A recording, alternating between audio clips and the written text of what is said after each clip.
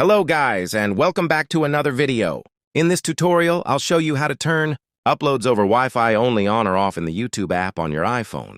This setting lets you choose whether your videos are uploaded only when you're connected to Wi-Fi or whether they can also upload using mobile data. So, without wasting any more time, let's get started. First, open the App Store and search for YouTube. Make sure the app is updated to the latest version, because some settings may not be available if you're using an older version. Once the app is updated, open the YouTube app and tap on your profile picture in the bottom right corner of the screen. Next, tap the settings icon in the top right corner.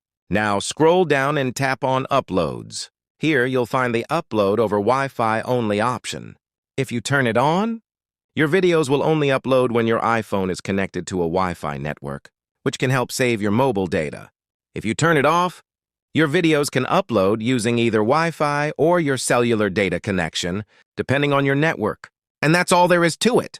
That's how you can enable or disable the upload over Wi-Fi. Only setting in the YouTube app.